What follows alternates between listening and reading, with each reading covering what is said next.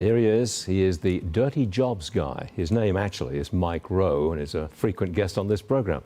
He's got a great voice too. Mike, AI is getting a lot of blame for people losing their white-collar jobs. Is AI affecting blue-collar jobs? I think it's affecting everything.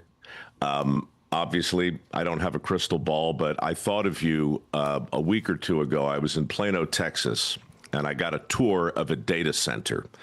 And we hear so much about these things, but I'd never really walked through one before. And while I was in there, I ran into a couple of electricians, all of whom had been poached 3 times in the last year, all of whom were making north of $240,000 a year.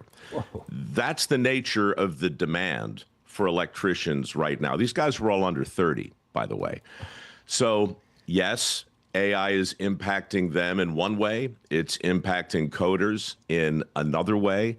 The piece you just did, Edward, talking about energy is obviously spot on. Right next to those rare earths are these polymetallic nodules and underwater mining and the hundreds of thousands of jobs that are going to be created in that industry alone no one's talking about. This is a wildly complicated, fluid situation, and AI is going to touch all of it. AI replaces white-collar jobs, but AI enhances blue-collar jobs. It makes a blue-collar job more efficient. Would you agree with that? I'd say it's very ironic because for 17 years in my foundation, all I heard was the robots are coming to take the welders, right? Well, no, actually. Everything is evolving a bit, but right now, from where I'm sitting, the most security I can find in the workforce is in the classic trade jobs. Alex Karp talks about this all the time, and the headlines have caught up to his message as well over at Palantir. It's just an extraordinary confluence of things that I think is redefining the job market and the definition of a practical education. Let me talk more about Palantir. They say, look, college is just not a reliable training ground anymore. They've gone out and hired 22 high school students. They're saying, hey, skip the debt, skip the indoctrination, come straight to us out of high school. You've got to like that, Mike.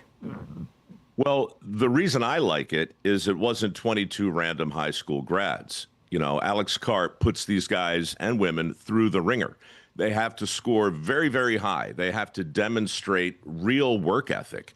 He selects them, and then he puts them through this meritocracy. You know, it's a training program on steroids. So they're still getting taught things like, you know, history and some social sciences, but they've got a front row seat to learning the actual skills that they're going to need for the job at hand. That, I believe, in some measure, will be the future of education. And in various ways, too, Stuart, you're going to see it in lots of different companies. Jim Farley over at Ford is talking about building his own trade schools now, just like Henry Ford did 100 years ago within that company. So big corporations, I believe, are going to do what's in their best interest to educate the workforce they need by whatever metric makes sense on the given day. It's happening fast, but it's happening right in front of us, and it's fascinating.